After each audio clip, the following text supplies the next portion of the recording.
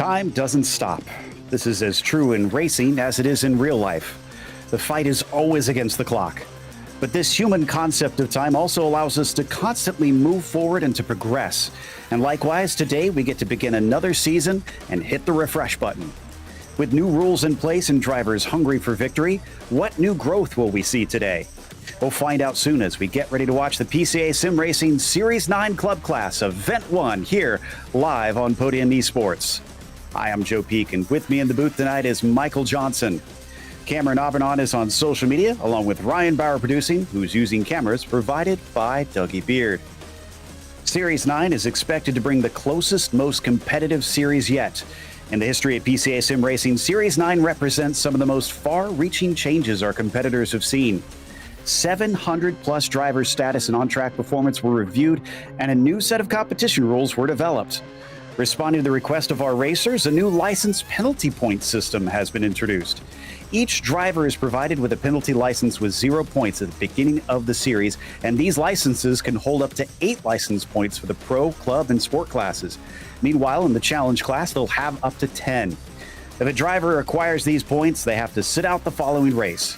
As PCA Sim Racing continues to grow, constant development ensures the drivers experience the best quality sim racing possible.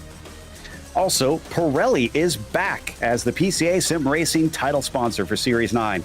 Pirelli was founded in Milan in 1872 and today stands as a global brand known for its cutting-edge technology, high-end production, excellence, and passion for innovation that draws heavily on its Italian roots. Pirelli is among the world's major producers of tires and is an OEM supplier to Porsche. Find out more about Pirelli at www.pirelli.com. Also, Six Sigma Sim Racing was founded in 2021 by automotive engineers as a new sim racing equipment provider. After 1 year, Six Sigma now has divisions in USA, Japan, Australia, and Europe.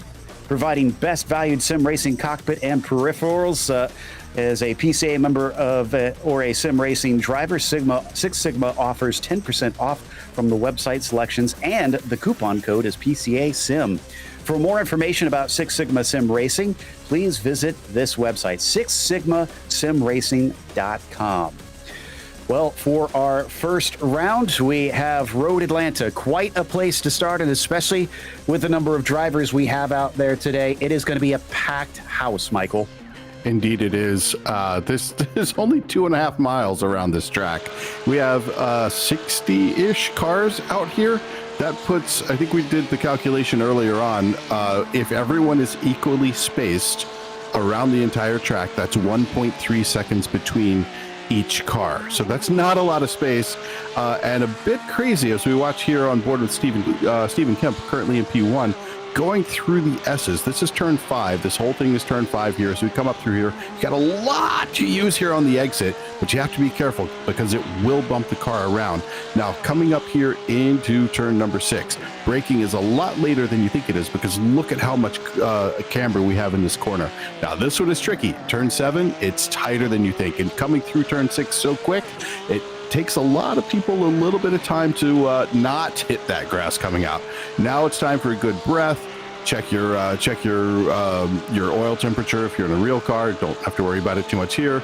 Roll the shoulders, relax, take a deep breath, and then panic because someone's coming up in your mirrors as you come into the brake zone right here for turn 10A. 10A was added back in the 90s to slow things up a little bit because the course was getting a little bit we'll say dangerous, sure. And then coming through the final corner here, this is flat out. You have to absolutely mash the pedal as our onboard driver decides to let a few people come by. Now, turn 1 is going to be an interesting place to watch. A lot of interesting lines can be taken through there. And then going up into 3, I think that's going to be an interesting spot for action for us to watch throughout this race. Yeah, I think this is going to be a challenging one to kick it all off with. But before we get to our grid here in a moment, we want to remind you about PCA Sim Racing's social media, which offers in-race reports, breaking news, and announcements through Facebook, Twitter, Instagram, and YouTube. To subscribe, key in the platform name and add /PCA Sim Racing. Last of the drivers are getting across the line to complete qualifying here. They've been given a half an hour to try and set their fastest lap, and they've needed it with how packed the track has been. Right now, Kemp has the provisional pole, and I don't see anybody who is close to him in time out on track right now. So it's still possible that he could lose it here on this last time by, but not quite likely.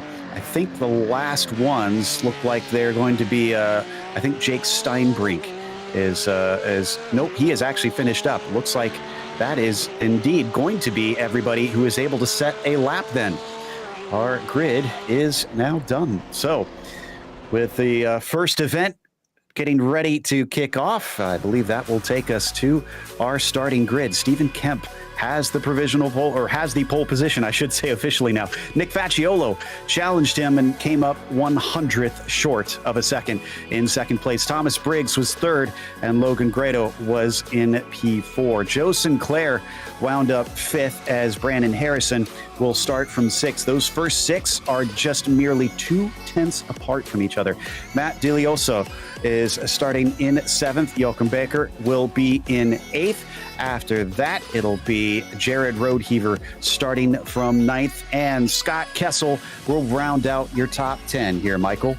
Patrick Adamczyk is going to be in 11th with a 1:18.2, and also a 1:18.2 with the next couple of drivers: Michael McKinney, Terrence Tong, Sean Murphy, Enrico Gregorato, name we know from last year very well. Charles Yao coming in 16th place, Jonathan Field 17th, 18th is Gary Rice, followed by Jeff C. and Brett Holmes. The remaining field is quite hefty, and we're about to have a race start, so we're going to bounce through these very quickly for you to read through as we take a look at the front of the pack here and let this race get started. Indeed, and while it is a rolling start, it is not a long pace lap, so by the time those at the very back here of these 60 cars get going here, Michael, they might have only been just starting up the cars. They might still be in that chicane. Yeah, if you notice, it's easy for me to tell this is turn 10A. This is that last little bit. As we were watching just a few minutes ago, we saw as our pulse hitter was coming through there, it does not take long to get from 10A down to the start-finish line, and that green light's going to hit somewhere in the middle of that final corner. So we need to hope everybody gets in there and gets rolling, because that is a long line of cars. Absolutely. And for those worried about how clean this start will be, as we mentioned in the intro, there is that new penalty system. That was something that they really wanted to stress to the drivers here, Michael, to try and help them clean up their act, especially over the course of a season. So I got to think, yes, it's going to be tricky to stay out of trouble here at the start, but I got to think everybody is going to be maybe just that extra little bit cautious, not wanting to start off on the wrong foot here. And this GT3R is a fantastic car, even in the sim world. In the real world, yeah, it'll just melt your brain how fast and fun it is. But in the sim world, it's equally good, even with cool-ish tires going through turn one at a pretty good clip like you would here. You're going to see that car grip pretty well. He says confidently, but secretly wondering what's going to happen. All right, here we go. Pace car getting ready to peel in as Stephen Kemp has control of the field.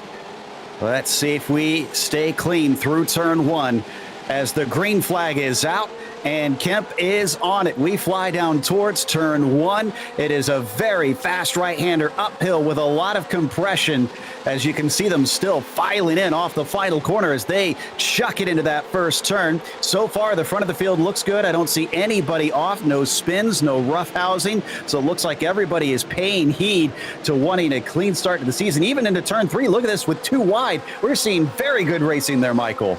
Beautifully done by everyone. I can tell you, penalty points are not fun to pick up on the first lap of the first race of the season. They're actually never fun to pick up, but you don't want to start the season off with that kind of that kind of thing. So I think they've done a really nice job holding on and trying to fall into line. We're about to see the racing let go, though. These guys are now ready to start making their moves. Indeed, and they're onto the backstretch where we're likely to see most of those moves made. But up at the front, looks like Kemp over Briggs has about 0.3 of a second. We'll get our first taste to see how powerful the slipstream is in these GT3Rs. And it looks like for Briggs, 0.3 back, whoa, is enough to at least try and send it in. And it doesn't stick. I thought that was not going to be a pass at all. And he was mighty on the brakes. Mighty on the brakes he was, but that was a bit... I think overzealous for that first lap, but we're on board here with Nick Facciolo. We can watch here as he's actually just fallen back a position, but Nick is doing something very smart here, and that's biding his time. You don't need to win it on the first lap, and quite often if you try, you're gonna lose it. Nick lost a position, but he hasn't really lost position. He's still in a very good place to make a challenge as this race goes on. We've got 58 minutes left here, so he's got time to do something. Absolutely, and coming up over the crest of 5 down towards 6, Kemp is going to have to really watch those mirrors. If Briggs can make moves from that far back, surely he doesn't have to be that much better off of turn 7 here, which he isn't that great this time. In fact, I think Nick Facciolo might have a better shot. It's opening up just a little bit. We're looking at about 0.4 from Briggs to Kemp and about 0.4 from Facciolo to Briggs. So these guys have kind of settled out. I wonder if they're just going to try to size each other up a little bit right now. Make those little moves, that little poke out of the nose here and there, little defensive posture as we just saw from Kemp right there going in. Maybe that was because of the last attempt on the last lap. Yeah, I think that defense was just to cover things off, to play it safe. I think he was just as surprised at him managing to do that. Incredibly, I haven't really seen any incidents. Oh, I say that, but we've got 3 cars in pit lane. Elsum, Binkley, and Yurtsa. We'll have to check and see if there was some sort of incident out on track amongst them, because that's usually a pretty good indication if you see multiple cars after just 2 laps suddenly in pit lane. Dean Chapman also had a spin. Looks like we got a replay. And, oh, yeah, Yurtsa trying to take avoidance action, and someone goes absolutely airborne in the process. So, yes, big incident there coming up and over turn 5, which is not unusual for that corner, Michael. Yeah, I got to hope that that particular car was not driving with the SIM goggles.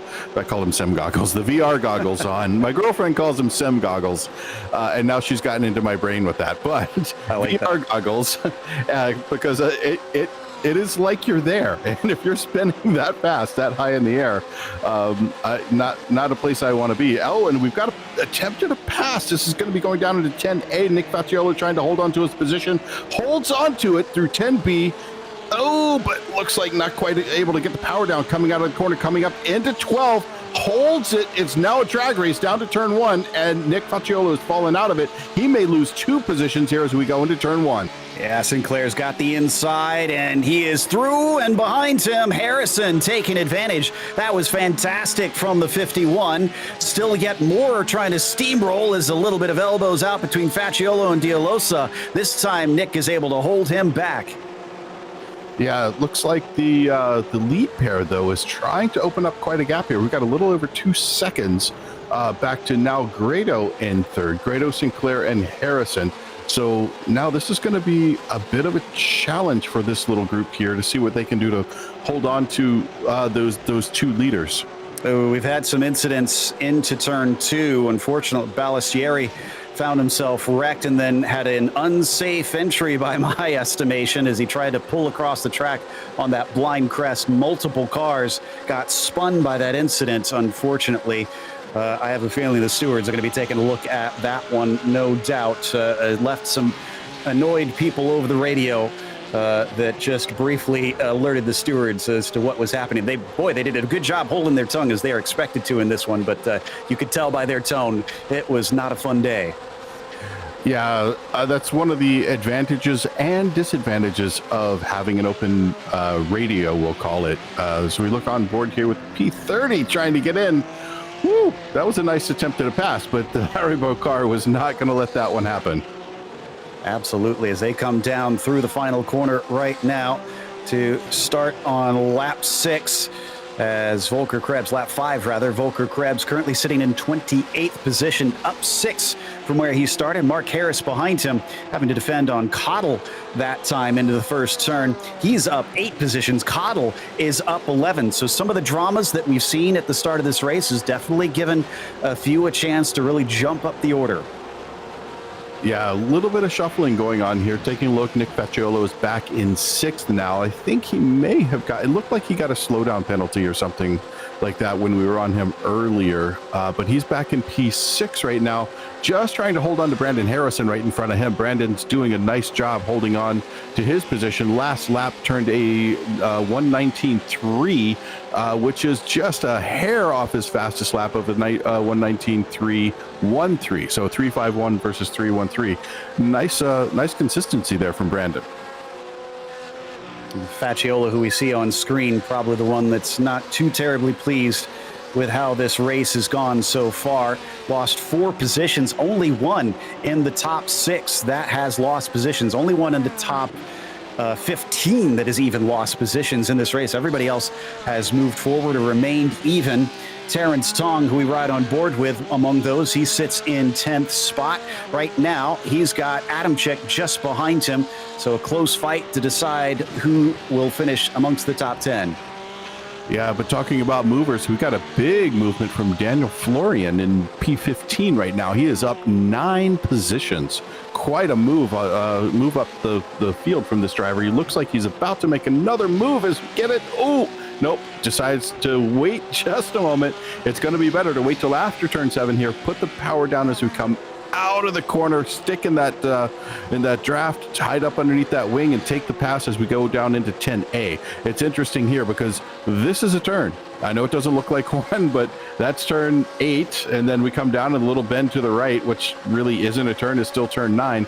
But as we come down, pokes it out to the right side, gets pinched down as we go into the braking zone for the corner, pulls it ahead, takes the corner. Nicely executed pass there. Yao tried an aggressive defense, and there's a spin. It was such a great move for Florian, and he throws it away.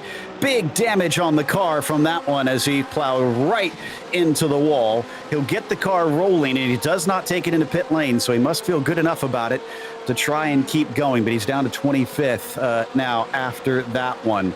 Well, that was a very quick development for him as we come up and over turn 5 and now over turn 3 here with Bruce Robinson back in 18th position. He's leading an absolute train.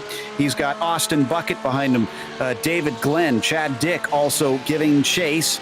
Let's see if he can hold them back a little bit wide up there, but it looks like Bucket unable to get the run. Yeah, unable to get through there. It's tough to pass at this track. A lot of people think, oh, well, there's so many corners, it should be easy to pass. It's really difficult to pass here because you need a car that does everything. And if your car does one thing well, you're good in one spot, but you're not so great everywhere else. And one thing leads into another from this track, and everything is so dramatically different. You just have to have a beautiful setup, and these guys are running on a fixed setup. Everybody's here running the exact same setup. No differences in fuel, no differences in wing, no differences anywhere. So this is all driver and how that driver works with that particular setup. That time Bucket did get by as Robinson couldn't defend down into the chicane. So that's up to P18 for the number 5 machine. Still behind them, we were watching on board from Chad Dick, but we jump up to Brandon Harrison here in the 51. Still within the top 5 and trying to see if he can get by Joe Sinclair. He's also got Nick Facciolo just behind him. Remember, I mentioned that he lost multiple positions there at the start, probably wants them back. But, man, it is so competitive in this field in Series 9, Michael. It looks like, I mean, it doesn't seem like he's really been able to do anything to put pressure on him. Well, I know Nick. I was racing with Nick last night in a different league, and I know how good of a driver he is. I know he is very smart about when he chooses to put on pressure and when he chooses to not put on pressure. He takes it at the right point. So if we watch Nick as this race progresses, remember, we've got an hour-long race here, 49 minutes left, 49 and a half minutes left in this race. He's got time to make something happen. But now we're on board with P18, Austin Bucket, taking a look. This is a good attempt, but nope, looks like these guys are going to pull out and hold it for a later point in the race. But that was a decent place to put the car as, whoa, we get a little bit of tail happy as we go through 10A and 10B. Yeah, I thought maybe he could do something on Jeff C in front of him, but it was not meant to be. And we may have had something go wrong with Logan Grotto. He just jumped down multiple positions. He's getting the John Deere award. Oh yeah, he went wide through turn one. Thankfully did not hit the wall. So easy going out into the grass in that corner to find yourself in the barrier, Michael. Yes. Fewer words said about that one, the better. I think I found it a time or two, I'm sure. Can't imagine that felt very good. It seems like there would be a pretty hefty hit. Poor Bruce Robinson also had a spin and got flipped on his lid. Unfortunately had a little bit of contact. I think that was with Mario Gonzalez in the process. So he is going to have to tow back to pit lane and have a compromised race himself. Meanwhile, coming down into the braking for the chicane, this is Dialosa on Grotto for 6th position. And nobody close enough to try and attack this time through. That is Matt in the 90 with the dark blue and the yellow rims, and then the lighter blue with the plain chrome rims. That is Logan Grotto in the 36. They start on lap 10 now. And again, we have to remember there are pit stops that are going to happen in this race. 70% fuel compared to the real GT3R, which means they should be able to make it about maybe 3/4 of the way through. Yeah, 3/4 of the way through ish. Depends on how light you are on fuel. If you choose to use a different throttle map, you can go a little bit deeper into the race. But I want to point out, we already have Stephen Kemp, our leader, overtaking some of the back markers in this race. Ooh, yeah, that's a good point. It looks like the conveyor belt has started.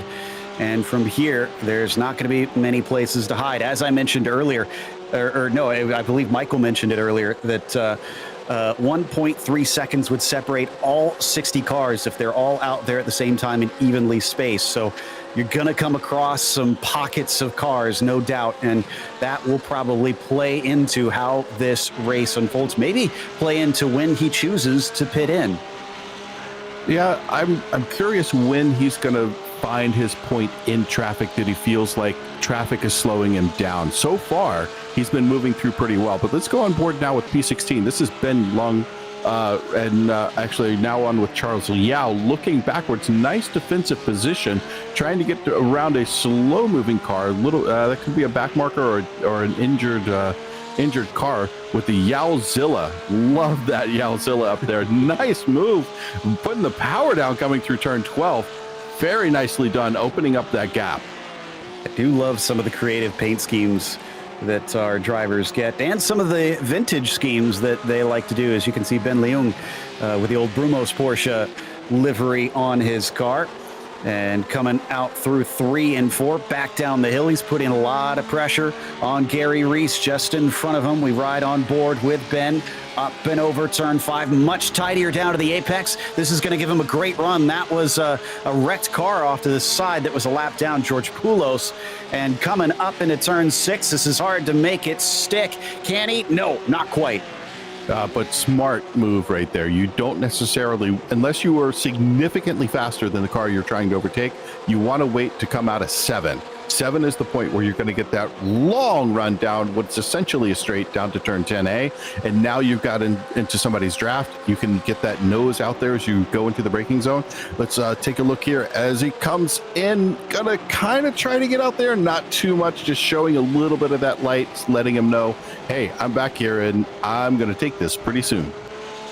The other good news in the change of rules as we head up to Brandon Harrison once again in P4 is in Series 8, it was 40-minute races. This time, it is 60-minute races. So they are longer, and the drivers will have more time to try and race and settle things out, especially with so many more vehicles on track. Harrison starting to encroach upon Joe Sinclair as they come into turn 6, about half a second separating them. Closest that we've got really on these podium positions, and he loses control out of 6. He'll hand it over. Thankfully keeps it from going into the wall, but he falls all the way down into 6th, maybe even 7th here.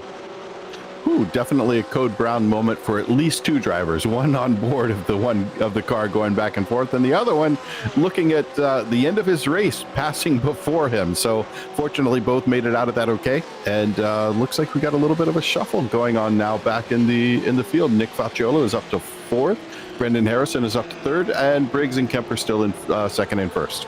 You talked about Nick having a really wise head on his shoulders. Yeah, he's just been racing his race, not really passing for these positions. He's been letting others in front of him make mistakes, and he's already gotten two. Let's see if he can get one more and work his way up to the podium. Sinclair still on the back of Dialosa, having recovered now. Also Logan Grotto just in front of him, up and over the blind, turn 3, and then plunging back into the Valley of the S's.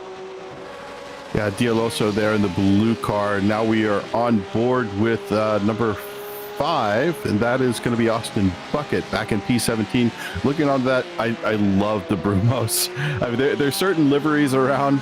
Brumos is one, Martini's another one that when you see him, you know him, and they just bring a smile to your face. But watch as we work our way through here. You got to get up a little bit on that curbing on the right side. You kind of want to avoid that apex curbing on the left, but you need to use all that we just saw at the exit. Now we got the run down to turn 6, heavy into the brakes, right in the scoop of that downhill there as we work our way through. Now heavy on the binders to try to get back down this long straightaway again. And interestingly and amazingly, I only see one car officially retired. Brett Holmes looks to be out of this race. Lee Binkley might be, but he's been sitting in pit lane for quite some time. This is a good run from Bucket. And Ben Leung in front of him once again. We saw him try a move a little bit earlier, didn't quite go off. Ben's going to defend down to the inside of the chicane. And off the corner, he'll stay ahead. Meanwhile, a poor run from Austin. Jeff C. now finds himself very close to the rear bumper of that number 5. Sometimes you can see passes into turn 1, but I don't think so this time. Yeah, that's too far back. Yeah, a little bit far back, a little bit too much traffic in the front, and you kind of got to hit the apex if you're going to make that pass happen. He was a bit off of it, trying to be a little too late on the brakes as it goes in there. I got to tell you, one of the big coaching tips that I give people is stop braking super late, because you're going to overslow and you're not going to get the exit. The corner exit is really the more important part. You can lose a tiny bit of time on those exits, on those entries, but you got to get that exit. Ooh, something's happened with Kemp. I wonder if it was lap traffic, because it's gone from about 2 seconds down to 0.3 of a second. And we've seen this story before, as Briggs is basically going for anything that gives him a whiff of the lead. But once again, did not get him past Stephen Kemp. That's going to be worrying if you're in that orange 37 car. Yeah, but that was also a beautiful move from Briggs, sitting there. He's getting his nose up in there, making his presence known. Look at this. There may be trouble with that car. We have a new leader. That puts Briggs into the lead. Kemp is now behind in P2. Did he get some sort of penalty there? I am not entirely sure. I don't think so. He was moving awfully slowly. He was 4 seconds slower last lap, and some of that was due to the traffic. Let me check his run through the chicane real quick, but I mean, there was nothing in there that was a cut corner. I kind of wonder if this is Stephen Kemp just thinking big picture. Maybe he felt like that dive from Thomas was a little too sketchy for his taste. Said, okay, fine, you have it. And then, we've got 40 minutes left to go. That's the majority of the race, Michael. So maybe he's just thinking, let's ride this out. If I've got the pace to keep up with him, I do. If not, then, well, it was meant to be. Yeah, he seemed to be way off pace, which led me to believe there might have been some kind of course cut penalty or something. But and then I thought, well, no, because he's still losing pace. But he's holding onto that P2 nicely. And as I take a look around the car with our cameras, I can see almost no damage. So I think he is just doing exactly what you said. He wants to go back and play a little bit. Maybe he's got so much confidence in his ability that he's going to play in second for the next, 40 minutes. He'll take 39 of them and then make the pass at the end. Just to give you a visual on how many cars we have out there, there you go. This is the number of vehicles that are on track right now. You can see a few of them still in pit lane getting repairs. We've had a few black flags as well. I can see another retirement. Daniel Florian looks to be officially out of this race as well, unfortunately. But so the other thing about Stephen Kemp, not just confidence in his abilities, maybe this is him thinking, if Thomas is this aggressive on me, he's probably going to make some ill-advised moves on the lap traffic too. So let him try and barge through those guys first. Yeah, but I don't think I would fall in behind him. I would rather be in front of those wrecks because you never know who's going to bounce off a wall into your path. True. But looking on board with P3 Brandon Harrison here, he's closing up too. So maybe it's a tire wear concern. Maybe he felt like he was burning his tires out a little bit too much and wanted to cool them off a bit. Hard to say. Maybe we'll get a chance to ask him in the post-race interview. Yeah, I hope we do, because that was a bit of an unusual call. Also, and guess who's come to dinner? Nick Facciolo is still in fourth, but he is now 1.2 seconds behind the leader. He has made up that time and then some, because he was definitely farther back than that from the lead of this race after his little adventure earlier on. So this has been an incredible climb from the 717. And I would not put it past him to continue to exercise the patience he's been showing with these three that are looking like they might have a battle brewing. Yeah, patience is the operative word here, but I would also add another word, clever.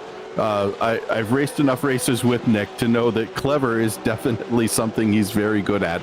So watch for some clever moves here, some clever setups, probably with traffic as they come around to the next grouping of lap cars. So your top four, 1.1 seconds as they fly down the backstretch. It's another 2.5 back to Grado, who's sitting in fifth. But these four are within a shout of the lead. And if they can stay here until the pit stops, they maybe need to be worried about the under or overcut, depending on traffic, of course, and how it plays into this. Meanwhile, we're on board with Brandon Harrison. And behind him, you could see a little poke out of Nick Facciolo, just letting him know he's there. Like, you may have passed me before, but I'm coming back through. Now, I'm curious. Nick has a QR code on the top of his car. Maybe we can get a picture of that and people can take a look and see what that is. I don't know exactly where it goes, but I'm sure it'll be something entertaining and funny. No doubt. These guys like to do some clever stuff with their paint schemes, so curious what he is up to there. Meanwhile, David Glenn, who we're on board with, is down in 15th. And there are some cars coming back out on track as they come up the hill, which is the other thing that we haven't talked about. Was that Sean Murphy at the side of the road there for a second? Saw a car. Yeah, that was. Sean Murphy had a wreck coming through turn one, and that was ahead of the car that we were right on board with. So that's another position gained there by Montgomery. As, big dive coming down into the chicane. Kemp now giving Briggs a bit of his own medicine. I was about to say, Michael, something we haven't talked about is the pit entry and exit at this track. I have seen so many races won and lost due to drama happening at both those sides of the pits. Yeah, this is reminiscent of a British racing pit entry, where you find a lot of times they have a fairly fast entry and then you really have to slow that car down to go through a little chicane. Same kind of thing here. You're going downhill and then you juke around to the right, back to the left, and then right again, very tight to come around. It's a 45 mile per hour pit speed limit, and if you can hit that line at 45, well, you're probably going to be looking for some new tires. Yeah, you're coming in pretty hot at that point. Somebody else off the course as well. I think that's Mike Sachs there in the 599 is another of our cars that is going a lap down here. And he had another close moment. He backed across the track just in time before drivers came along to run into him accidentally there. And thankfully, nobody made any contact.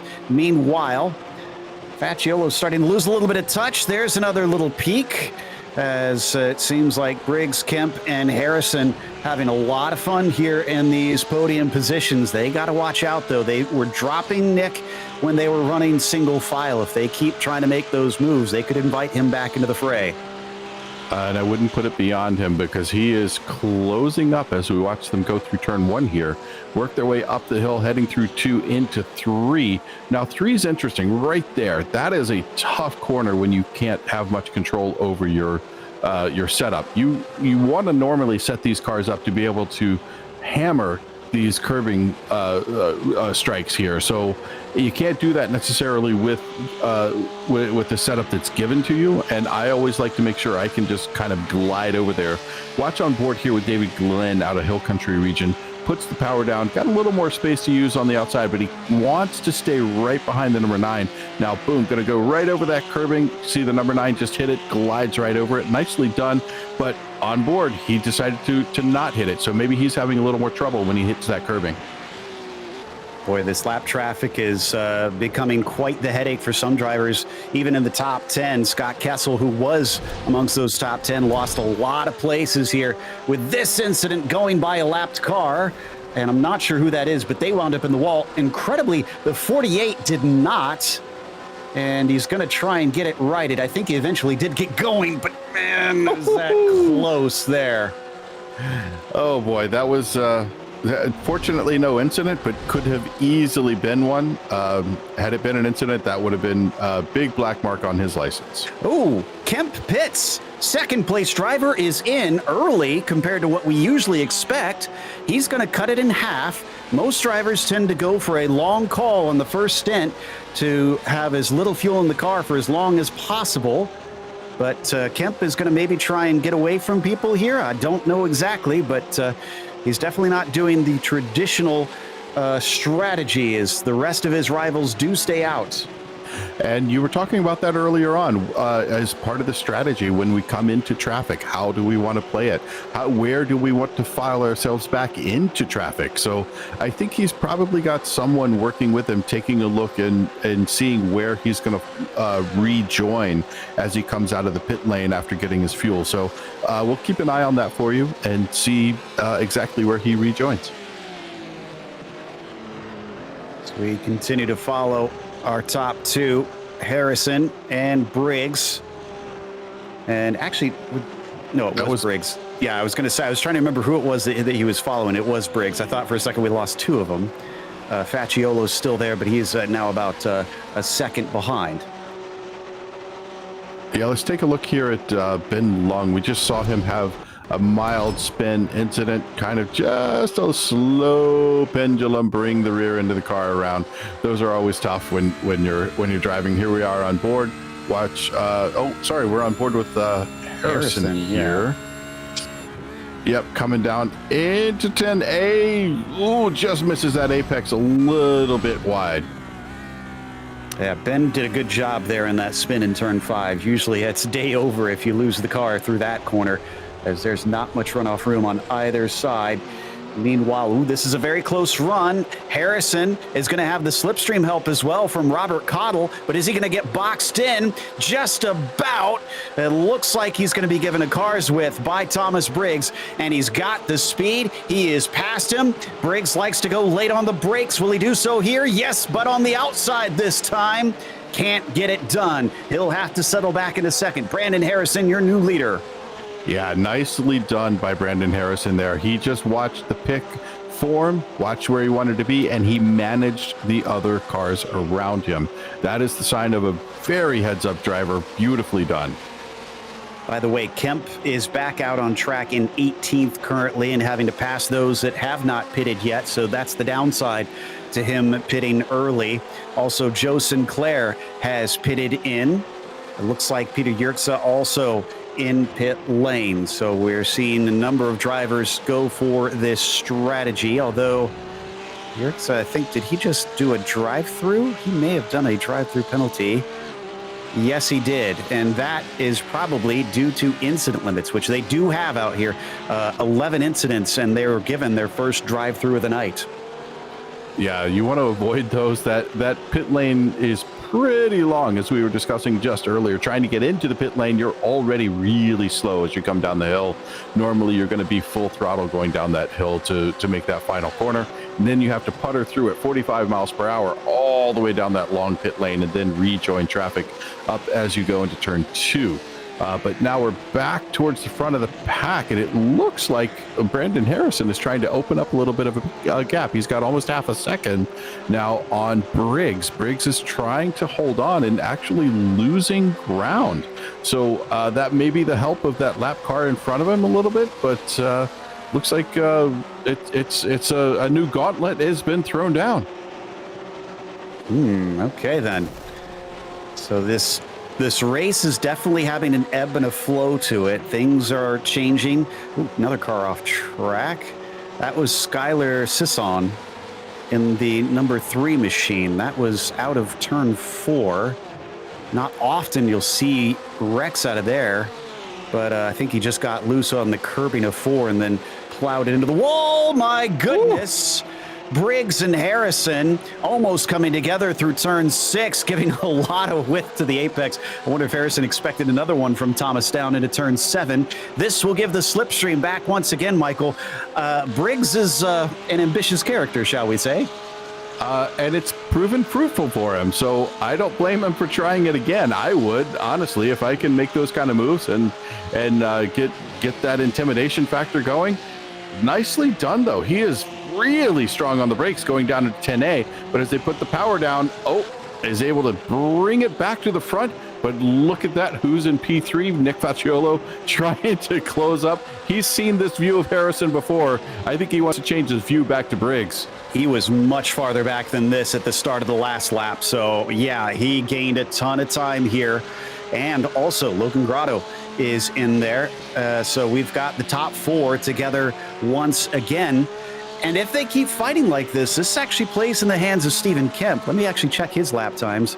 19.7 and an 18.5 in the last 2. Briggs, 18.9 and a 20 flat. That last one was definitely slow for the 4 car. And here we go again, under threat into turn 6. Has to fend him off. And Harrison. Incident for Facciolo. Something happened to Nick. He spun back there. I didn't see the beginning of the incident, but Nick has fallen back to P5, and he is now about 7 seconds off of P4 Dialosa. We got the replay. This was in turn 5. Another example of the million ways this corner can spit you out. And here it is. I think, yeah, loose on entry, overcorrects, and right into the tires. Fortunately, it doesn't look like too much damage on the nose of the car as I take a look around the car right now. But that's I'm surprised there's no effect. But let's get back up to the front. Harrison trying to get back around, gets his nose in there. Gets it snipped off. And he spins the car as well. He's waiting for an opening. Oh, back up, buddy. Back up, Brandon. You're not going to find an opening. There he goes. Okay, he did find one eventually. Oh, wow. So he thought maybe he could be just as aggressive, but does not have the deft touch that we've seen Thomas Briggs manage to have in that yellow and black Porsche. Down to the inside and denied.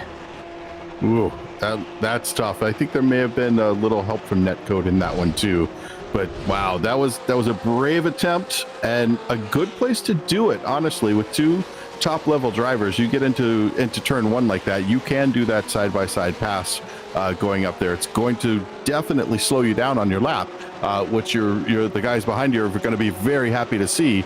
But sometimes it just ends up one of you doesn't make it out as well as the other. Good news for fans of Nick Facciolo. He actually went in and took his pit stop. They have a spare car in this series, so he basically plopped that down and doesn't have to worry about any of the damage that he got in that wreck, but he still lost time. But for Briggs, this has been a fruitful few laps. He lost Facciolo. He then lost Harrison. Now only Grado is behind him as we check out John Montgomery in P9. This is on chase of David Glenn just in front of him with Duncan James behind as well. Fighting for 8th position. A little wide at the apex there for Glenn. Cutting back underneath. Montgomery trying to get the run. No, he's actually coming into pit lane. Yeah, he's able to make those corners a little bit more accurately than the stormtrooper behind him would dictate. But let's take a look as he runs through turn one. Just clip that curbing all the way to the outside, put the power down. Nicely positioned car through there. That's exactly how you want to make that corner. Look at that little bounce over turn three, back around through four. Now you got a tiny bit of a lift as you work your way into the S's of 5. By the way, David Glenn, some of these have been positions from pit stops, but he's up 19 from the beginning. James is up 30 after starting 39th. Both of them do still need pit stops, and actually they have the highest pitter behind them by a few seconds, Stephen Kemp. So they will definitely drop down the order, but I think they should still have a net gain from their starting positions even after the pit stops, of which we have had a smattering so far. Oh, Dialosa, the number 90 is now in. He was running in third. Yeah, we're going to see people start rolling through these pit stops. If you find yourself in traffic and it's just not right, you want to go ahead and bring the car in and just take a little bit of a break. Let your brain rest for a moment so you can get some fuel on the car, maybe tires, but not likely, and then head back out there and run the rest of the race. Absolutely. Where will he come out is the question. This will give us an idea of where Kemp will sit once the stuff cycles through. And Kemp is going by now just as Matt is exiting. So it's going to remain close. Dialosa was about this far back, maybe just a little bit more behind. And actually, Kemp is past and Sinclair behind them. So the 37, about 3.5 seconds to Dialosa then. By the way, another of our sponsors, of course, is Last Tenth Racing. Driving technique, car setup, and telemetry analysis. These are just a few things you need to squeeze every last tenth out of your lap time. Join our very own physicist, Nicky Chan, who you may know from his P4 finish in last season's Pro Class, as he explains all this and more in scientific yet easily digestible YouTube videos at lasttenth.racing. Watch today so that you can enjoy squeezing every last tenth off your lap time and beat those personal bests. Last tenth, better car, better driver. So 22 minutes left to go. We're in the final third of this race in a couple minutes. Logan Grotto is now pitting in. Terrence Tong is in. Briggs stays out. Adam Chick also pits. Dominoes are beginning to fall. I think we're nearing the end of the pit window. Yeah, we're getting right to that point where people are super low on fuel. And I think this may be what we were looking at some of our front runners avoiding early on. So as we saw Kemp when he pit early, he didn't want to have that super light car with still grippy tires. It's okay if it gets really light and the nose is a little high, because remember the fuel tank is in the front of this car, so it changes where the nose sits. So with that nose changing, and our leader is in, that's going to be Briggs putting his nose down the pit lane. But you want to make sure that you don't have too much grip on the front of the tires when that nose is so light. You want it to slide just a tiny little bit more. However, Michael, we've had a significant development. Grotto, who pitted and had a normal stop, came out ahead of Kemp by about 2.5 seconds. Grotto was definitely not in that fight for the win when Kemp pitted. This means that he has lost time. Briggs, where is he going to come out now in regards to this? Looks like there's a couple other cars that need to pit, but Briggs is the last of our front runners who is in right now that needs to finish his work. He's up to 16 seconds, 17, 18.2 was his stop. Grotto is coming down the front stretch. Briggs starting to accelerate away. Thomas looks like he will easily be our leader. And he comes out just beside traffic that is yet to pit. So that, unfortunately, is for position, but they will be heading in. It's just, will he lose time in regards to this? Grotto appears to be about a 1.5 seconds behind Thomas. Yeah, on board here with Gary Rice, our current leader, but not for long. I think it's going to be very short-lived as Briggs tries to make the run up around the outside, and yeah, he lets him just go right around. He knows where he is and what he wants to do in this race, and get in the way of your actual leader is probably not the place. But if you got P1 by your name for a little while, at least you did lead the race for a little bit. Also, pardon me, that is about 3 seconds right now, 3.5 between Briggs and Grotto. So right now, Thomas is sitting very pretty. And Stephen Kemp's ploy, if it was that, is not working. Gregorado, in the meantime, back in 13th. The number 7 is chasing on Jared Roadheaver. He's another one that has gained a couple positions. He's up by 2 at this point in the race, and he's going to have to get a little bit closer if he wants to have a chance. We check out his onboard cam showing us his 3-screen setup, a variety of different ways, of course, that you can go racing when it comes to the sim world. Yeah, I've seen people do these ultra wide screens, which are nice because they don't have the seams. But honestly, a triple setup, you don't even notice this, the seams of the edge of the monitor, those bezels around the monitor. But I race VR, and VR, I can look all around, and I just look goofy with that headset on is all. I can understand it. And that's where you insert the joke about looking goofy without the headset, too. I wasn't going to play it, but you did. So I'll let you make that joke, as Brandon Harrison is one of those that does the VR headset. He's sitting in 11th. Remember, he was much higher than this before, but had some issues. So the 51 right now actually ahead of Gary Reese by about 1.5 seconds. He's chasing Adam Chick, but he's got about 2 seconds to catch up to him. Really, the only cars around him are simply the lap traffic, which is very, very jumbled at this stage. In fact, we have only 28 cars that are on the lead lap currently. That's out of 59 starters and roughly 52 or so that are still racing. Yeah, here we are on board with Jeff C. in P15, taking a look at the car in front of him. Oh, trying to close up a bit there. Now, that's exactly where you want to be when you go to put that power down.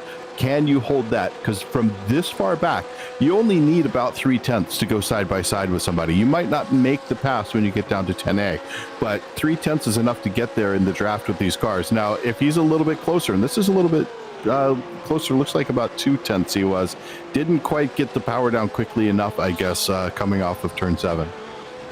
Definitely putting the pressure on Glenn here.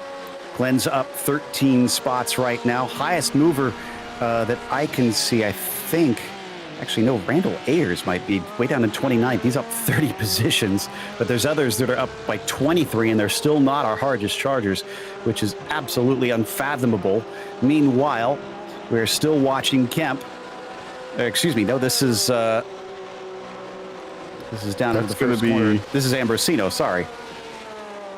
Yeah, so Ambrosino back there. And oh, here we are with our Brumos car. I love that livery. That's Ben Lung again. He's moved up a couple of positions in this race, a little bit by attrition, but he's also had some incidents himself. He had that spin early on, doing a nice job recovering back even a few more positions from where he started. Yeah, behind him, Brodigan is up 20 after qualifying 42nd here today. One thing I do love about this big field, Michael, there's something to fight for. Absolutely. Because you qualify down in 42nd like Jason Brodigan, that might seem, oh, well, what's the point in that? 20 positions gained in this race. That is incredible. And he's still not even inside the top 20 right now. Yeah, if you look up in the top 20, we've got Robert Cottle, who's up 25 positions. Chris Cook up 23 positions. So a lot of movement. Chris Cook is up in P8 right now. He's in the top 10. So how far back did he start? And then this race is over for me? No, absolutely not. He started 31st and is now up to P8. Fantastic race here from Chris Cook. That said, I'm noticing it was a 6.6 second stop. That does not jive here. They need about 18 to 19 seconds to get the right amount of fuel in. So I don't know what exactly happened there, if maybe my timing and scoring is off. I'm showing the same. I see the exact same thing. Now, there is the opportunity here in this car, as long as it's enabled within the software for the session, where you can turn the car down. You can turn the throttle map down, the engine map. So normally you would race on what's engine mode 4. You drop it down 3, 2, 1, or even 0, which is typically full course yellow. Oh, yeah, not quite enough fuel, I guess. I was going to say, can you turn it down far enough for 12-second faster stops? That's what I was curious about. Okay, so that solves that mystery, and unfortunately that overblew his gains a little bit. He's still going to come out probably... as he missed his pit stall, actually. We didn't see it on screen, but he's probably going to come out somewhere in the top 20, I think, here. once he is done, especially if he's already had 6 seconds in pit lane in the meantime. Incredibly, we have had a few drivers with 45 minutes into this race that have not had any incidents at all. Randall Ayers, David Glenn, and Robert Cottle are all zero incident drivers. Let's see if they can do that for 15 more minutes, because that will be an impressive feat, not just because of the number of cars, but because this track is also very demanding. It is incredibly demanding. This is the track where I really cut my teeth on road racing. When I was growing up in the 80s and racing here, it was a mildly different track, but boy, did it ever teach you something at every single corner. And I credit a lot of my ability now to racing this track for as long as I did. So I have to ask, you're racing in Georgia in the 80s. As we watch Harrison take a little bit of a look, but then decide against it. Racing in Georgia in the 80s, did you have a mullet, or was there like an 80s perm going on? I think the perm had already grown out, and I was going towards a mohawk at that point. So I completely bypassed the mullet. Meanwhile, man, great move by Harrison there on Adam Schick. That was for 9th place, just undercutting out of the chicane. Meanwhile, another two going side by side down through the chicane.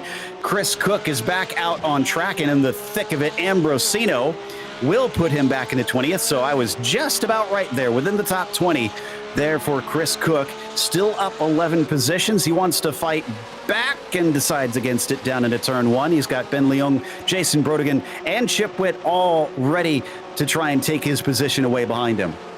Yeah, this part of the field is where it's really going to be scrappy. I think this is where people want to make some moves as quickly as they can. We only have about 13 minutes left in this race as we're on board with Cottle right here, still holding on to 0 incidents, but getting that close. I'm not sure how long he's going to hold on to 0.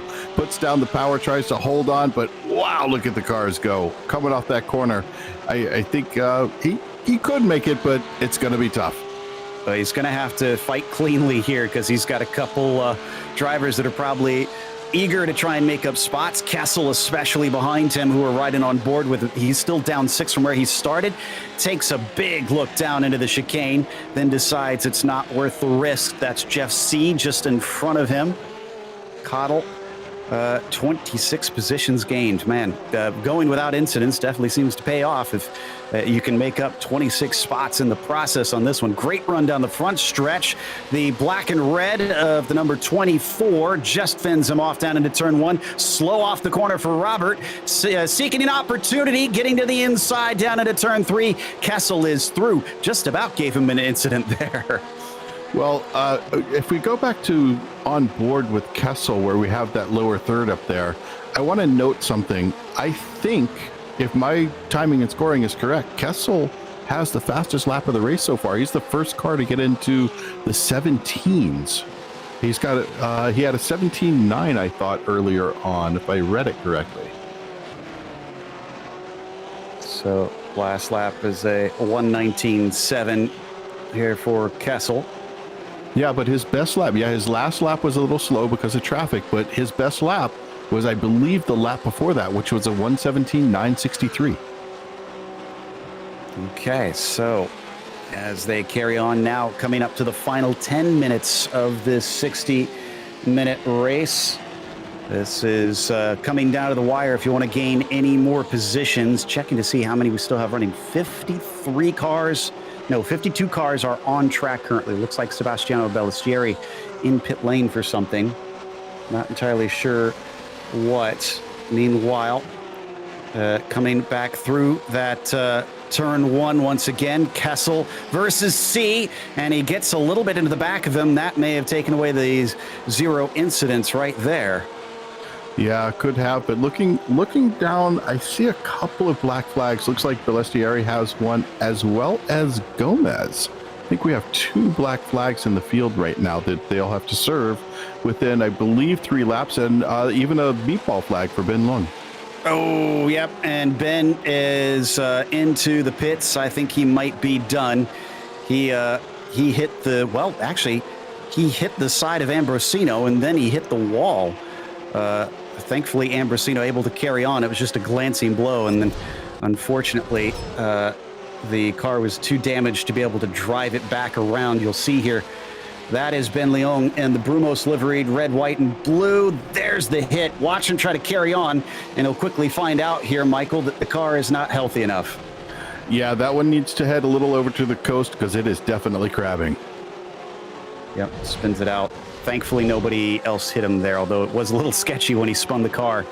And he's towed it back into pit lane, back into turn one once again. Another classic livery in the 48 here with the Gulf colors on it, chasing the likes of Jeff C., Scott Kessel. Of course, at this stage, I feel like you could claim that C's livery is also a bit of a classic, that Pfaff Motorsports sort of flannel look to the car. Yeah, I gotta love that one too. You know, I out of the four we've mentioned, three of them I definitely have a shirt for. The Gulf, I've got one. Martini, I know I've got at least one, and the Brumos probably have like 5. Ooh, that was a big attempt around the outside of 6 from Kessel. Didn't stick, and C is able to hold him off. At first, I thought you were going to say I've driven those cars, at which point I would be supremely jealous. Well, not with those liveries on them for sure. Ooh, another look to the inside. Here goes the likes of Kessel on C, and Cottle is playing defense on James, who we ride on board with. 2x2, it's Noah's Ark into the corner, and a big slide. There goes the 0X for sure for Scott Kessel as the car turns around into the chicane. Yeah, unfortunate. Our fast lap holder right there, that is a bad place to be, especially with so many cars on track, because he's now got to get out of the way. But fortunately, very visible to the cars coming through. You have a great line of sight going through 10A and 10B. That was Roadheaver. Oh, no, and Roadheaver's little glance into the side of him may have given him a black flag for incidents as well, as Jared ducks into the pits with 8 minutes left to go. That is hugely disappointing for him. He'll continue to trundle his way down. The list is, here is another look at that map, still with, as I mentioned, about 52 cars on the track, possibly 51, as I do see someone else in pit lane on my timing and scoring. Kind of a moot point. That is still a massive amount of competitors on just 2.5 miles of racetrack. Yeah, it's a busy track, as we can see. I mean, going anywhere in the field, nobody is without someone to race with, because there's just no spot on the track where there isn't a race car. Well, down into the braking once again, as we see these two carry on their fight. That's Jeff C. now versus Duncan James instead, just behind him in the 31. Duncan up 24 himself, and that number 31. Also, apologies, I called it wrong. It was not Kessel that had the 0X. It was Cottle that I was thinking of on that one. We jump a little farther back down through the field, coming onto the front stretch is side by side between Douglas and Steinbreck. That's 2 cars on different laps, but Brodigan is trying to fight with Steinbreck in the meantime. Back up over the blind crest of 2. Coming through 2, pinching it in for the jump over 3, trying to just hold on as best you can. Now as we come through 4 and get that nose to just bite enough so you can get through 5, going a little bit wide there. But now for the exit of this turn 5 S's complex, trying to head up to that turn 6, turn 7 double right. Mentioned earlier, oh, wait, trying to get up in there. Is he going to make a pass going into 6? And he does, gets the nose in, puts the power down beautifully, holds on to that position, and now gets the power down again to head down this long straight, and gives me a chance to mention, yes, it is. We did find out you are not able to change maps on these cars in this series. So it is a great thing to do, but not something these drivers have available to them. Yeah, they've got that fixed setup, of course, so they can change the brake bias from what we understand, but nothing else on these cars. Meanwhile, Chris Cook here in 18th, still on the back of Volker Krebs. Krebs, oh, well, I thought he was going to defend. Instead, he just pulls off to the side, decides to let Chris through. Yeah, Chris doing a nice job working his way back through the field. He had a good run up to that P8, even though there was an oddity with the pit stop earlier, but we got him through, and he's doing a nice job working his way back up. Now we're back up onto Thomas Briggs, working his way through traffic once again. This is going to be coming up on a back marker. This is our leader, our overall leader in from the Maverick region. He started in P3. We watched him make some beautiful passes. Watch him set this one up. He's going to try to push the car to the left side and make a drag race down to turn 6. Looks like he's going to be able to take this. Now, a big thing to understand here, there are races going on all through the field. Just because you don't see somebody directly in front of that car he just overtook doesn't mean he's not racing. He's still trying to catch the car that Briggs is about to overtake, but letting Briggs by, sitting in the draft right there, right up under the wing. This is going to give him the opportunity to get a little bit closer. So good move from that overtaking car. And I'll be honest, Michael, when I saw early in this race the battles he was having, I thought Briggs was being over aggressive. I thought he was going to likely succumb to a spin or just something that, wound up going south for him. And it's not been that at all. He's measured this perfectly. Yes, he was aggressive, but like you said, it paid off for him. And in the end, he's looking at a victory if he can stay up front for 4 more minutes. Yeah, 4 minutes to go, right on the mark here as we watch on board with Terrence Tong. It looks like Nick Facciolo is going to try to squeeze the car in there, going into 10A, 10B. Terrence Tong pushing him way to the outside, but Nick's not having any of it. Take a look at this. Nick puts the power down, trying to hold on, going through the final corner. They are going to have a drag race. Nick takes the lead just barely, but there is still an overlap as we look at them going into turn 1. Can Nick hold on to it, or is Terrence Tong going to be able to hold on to that inside? Wow, that's getting tight racing. Whew, Terrence Tong was trying his hardest, but could not keep the 717 behind. Still not a bad day for the 388 car because he's up 6 positions himself. Certainly looking to be pretty tough to make up a lot of spots at the top of this field. It's the law of numbers, I guess, Michael. You get this many drivers in one class, and you're going to find it harder to find an edge. It is hard to find an edge, especially when you're looking at the number of drivers at this quality of driver. Don't let their lap times fool you. When we go to another track, you're going to find a little bit of a shuffle. Some people, Road Atlanta doesn't speak to them. Road Atlanta is not their track. They're just not fast at it. They're not good at it because maybe they don't like going over curbs as much, or maybe they don't like these quick transitions left to right, like we're watching here going through the turn 5 S's. So if the track speaks to you, great. It's the track that works for you, and it'll put you way up the field. Other tracks, you'll find yourself back just because it's not your style of track. Exactly. And as we continue to watch on board here, chasing on Volker Krebs, this time it's Ambrosino trying to see if he can get by. Coming up, and we've headed over to Logan Grotto as well. This is in 2nd place. Now, he's 1.6 behind Briggs. What do the lap times look like between them? Let's see. Briggs with a 19.0, 19.2. Grotto 18.7, 18.5. He's catching him. He's catching Briggs. He's really put a fire under that car to get it going. He's really trying to catch up. That's 0.7 of a second on that last lap. And I don't know how much of that we can ascribe to traffic, because the traffic here has honestly been quite good, quite respectful to the faster traffic coming through. So I would be hard pressed to say that it's not going to be a very close ending. And 2 laps to go here. So yeah, he's running out of time. But Logan really cutting into things, so Thomas can't dilly-dally. I wonder if some of the traffic has to do with that. We look back at Duncan James, and it's definitely not fuel, or at least I wouldn't think it's fuel, because Briggs and Grotto had pretty much the exact same pit stop time between them.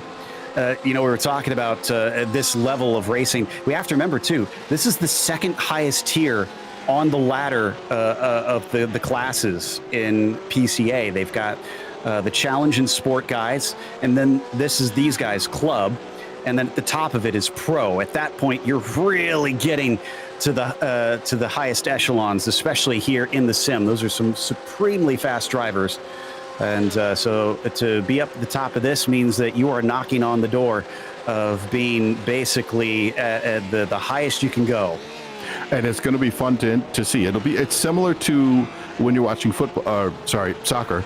where you have Division 1, Division 2, and a Division 2 team gets promoted into Division 1, they're not going to be in last place. They're actually going to be in that, if you say 15, 20 teams, they're going to be right in there in that middle 10, 9, 8 range typically when they get promoted to the league. So I want to see what happens to the guys who were promoted from club class up to pro class and see where they're able to race with these guys. White flag is out for Briggs. Last time in 18.3, he's picked it back up. Grotto is in 18.5. So, yeah, I think Thomas saw him closing that gap down and decided he doesn't want to mess around with that. It's still about a second and a half between them, but with about half a lap to go, Thomas can actually cruise to victory from here. Barring anything crazy happening with traffic, he's got Austin Bucket in front of him, the last car on the lead lap. And I don't even know if he's going to be able to actually catch Austin by the end of this straightaway. So he may be a complete non-issue for him. Let's cross our fingers that that is the case and Thomas can just bring it on home. But Thomas Briggs started this from third on the grid, up 2 positions. A little bit more closer there for Grotto. It's down to half a second. Thomas, no, he is out of fuel. Oh. It is a fuel problem. Oh my goodness. Grotto's not going to be able to, Grotto is going to take the win as Briggs is not going to be able to take the win. Logan Grotto with a shocker taking the victory. And it looks like Briggs will just get across before Kemp follows him through. Oh, that would have been good for Kemp to be able to streak on by. How did they have that much of a difference in fuel consumption? I am absolutely stunned. As am I. I was looking at their stationary time in pits, and they looked like they took on the exact same amount of fuel. I had no expectation that he would be low on fuel. So maybe he was just out front for too long, and beginning of the race ended up burning too much. Let's take a look here. Right at the end of the race, we're on board with Logan Grotto working his way up to looking like, oh, well, I'm in P2 now. This is where I'm going to live for the end of the race.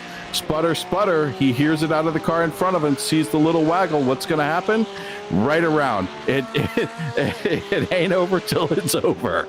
I've said it so many times on air that it is only once that checkered flag falls is the race done, and you can't give up until then. Oh, my God, I feel for Thomas.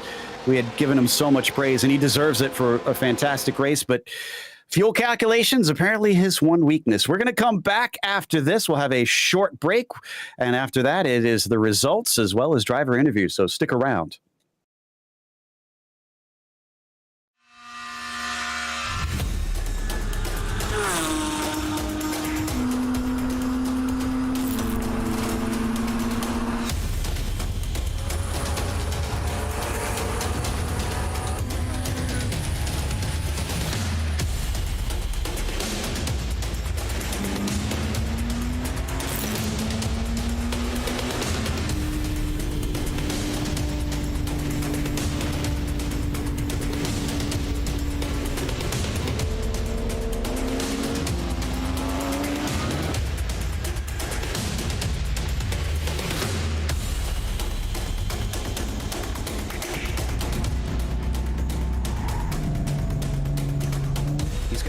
A little earlier if that's going to be the case. He's actually got a nose ahead as they come down into the braking zone. He's going to do it the hard way.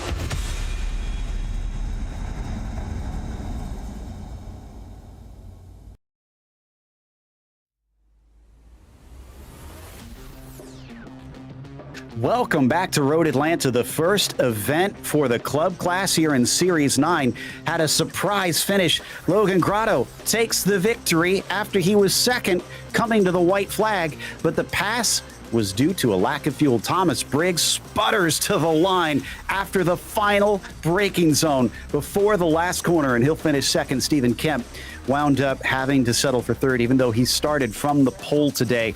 Just a little bit closer. Maybe he could have overtaken for that P2. Delosa was fourth as Joe Sinclair wound up fifth, exactly where he started, and Terrence Tong up from 13th to 6th. Nick Facciolo, unfortunately, unable to show the same as he went from 2nd to 7th, as Brandon Harrison finished in 8th.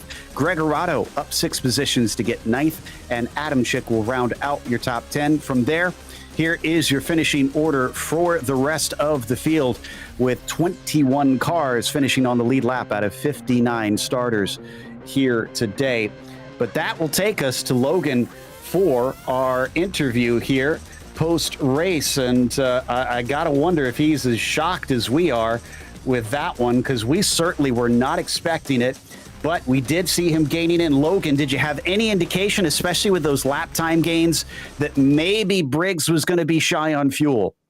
It kind of looked like it coming down there in the last couple laps. I was starting to gain on him more than pace that I had on him, and there it was right at the end. Really surprised me. I was a little worried I was going to hit him. And more than that, the strategy not only worked out with him coming up short, but you put yourself in second place after the stops. Did you anticipate that going that well as well? I did not anticipate that going that well. I was coming up behind Thomas, and then we were getting into some traffic, so I pitted a little early, and it worked out. It very much worked out. Kicking things off with a win is always obviously the best you can ask for. So what does this do for your view of the rest of the season? Are you going to do a race at a time, or is it already getting starry-eyed for you? This puts way too much pressure on me. Yeah, so nowhere to go but down, eh? Wow, that's a pessimistic view of it. Well, I hope that you can continue to at least give us some fun out there. Congratulations. Who helped put you in victory lane? Well, I'd like to thank our sponsors, Pirelli and Six Sigma Racing, of course, and you guys, Podium Esports. You guys are always great. Also, of course, I need to thank my fiance who lets me do these races. So that's always great. Great stuff there from Logan Grotto, who takes the win and is maybe a little self-effacing here in the post-race. In the meantime, I think Michael Johnson, do you have? Yes, it looks like we do have Thomas Briggs ready to talk to you that can clear up the mystery. So a mystery it is, Thomas. So why don't you talk us through that last lap and how you tried to save as much fuel as you possibly could to roll down the hill at the end? Well, I mean, obviously it's pretty frustrating. I saw the fuel warning, and I wasn't expecting to see that. I was like telling my dad, I was like, I'm low on fuel. And so I was just, coasting as much as I could. I was just praying I would make it to the end. But unfortunately, that just didn't happen today. Well, it still resulted in a P2. Not a bad place to be. You had a very strong finish there. Quite aggressive through the race, though. But the aggression paid off for you. Normally, I would be talking to someone and they sit back, they relax, they let the race come to them. But you just grabbed that race by the shorts and said, "We're going. This is mine." Was that the plan the whole time, to be super aggressive and make your way through, but still make it through safely? Well, I kind of told myself before the race not to, but I mean, once it started, I just couldn't help myself. I don't know. It's just kind of, I guess, the way I typically drive. I was going to try a new approach, but I couldn't get myself to do that. So I just had to full send. Yeah, it's hard for a tiger to change its spots, or leopard to change its spots. Tigers have stripes. Yeah, I'll get that right one of these days. So how are we looking for the next race? You think you're going to be podium again? Do you think this style's going to carry you all the way to the top, or is it going to not work so well? I think it's difficult to tell. You never know until it starts happening. But I don't know. It's frustrating because it's the first race of the season, and it's typically when people make a lot of mistake. So it was good to capitalize on this.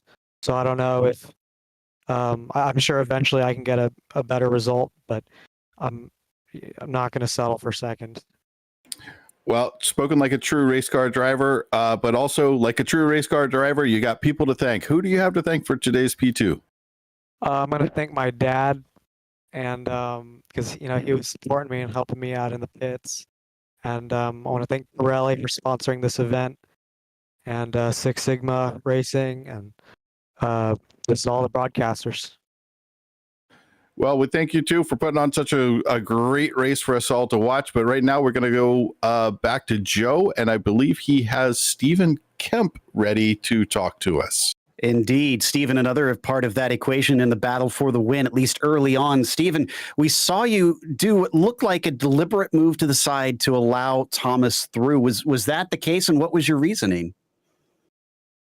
No, I didn't let him through on purpose. I have to go back and look at the replay. No, I didn't let him on purpose. I had an incident with a lap car, And so I was recovering from that. No, I didn't. I think he just had pace in me. I thought he was going to make the pass. I'll have to go back and look at that. We just, in that case, we missed the traffic there on screen, because all I saw is you off to the side going slow, and then Thomas was through. Even still, obviously, coming away, I think it was 1.3 seconds behind him at the line. Is there anything you're looking at from that race thinking, I could have been second if it wasn't for this? Well, we tried. We took a gamble and we pitted early. Yeah, that was an incident with some lap traffic, and we took a gamble. We pitted early. We thought there was a gap. It didn't really work out so well, but this is a little more like endurance racing, where you really got to manage the pit stop and the traffic. And I think in retrospect, maybe we would have stayed out there with them. But, we took a shot, and sometimes you got to do that. Yep. And obviously starting things off with a pole position and a podium is at least a very good sign for it. When we head to Mosport for the next event, does this give you some optimism about more podiums, potentially wins down the line? Yeah, I'm getting to like this car coming off the Cup car. I really, really like the Cup car. And so I had to really adjust my style for this car, but I think it's finally clicking and I'm getting to like it. So yeah, I'm feeling pretty good about Mosport. I love that track. All right. Well, we'll see you up in Canada, but who helped put this Matrix machine on the podium? Well, first I want to thank our sponsors, Pirelli and Six Sigma Racing, all my Matrix teammate, and for Robert Rattray for saving me today. My machine wasn't working well. He helped me troubleshoot it. I finally got it going at the end, so shout out to Robert. That was Stephen Kemp, who finished third today. And that's going to wrap us up. We'll see you tomorrow night for the pro class, of course, and that will be at 9:25 p.m. Eastern on Thursday, October 6th, live here on Podium Esports. We'd like to thank the PCA Sim Racing title sponsors for Series 9, which, of course, includes Pirelli and Six Sigma Sim Racing, as well as a huge thank you to Last Tenth Racing. Better car, better driver. Big thank you to the steering committee at PCA Sim Racing, and a huge thanks to our team tonight, Michael, Ryan, Cameron, and Dougie. Also, none of this is possible without those behind the scenes at Podium Esports, Ryan Bauer, Gary Sexton, and John Theodore. Thank you so much for watching tonight's broadcast of PCA Sim Racing. I'm Joe Peak, and I'll see you on the track.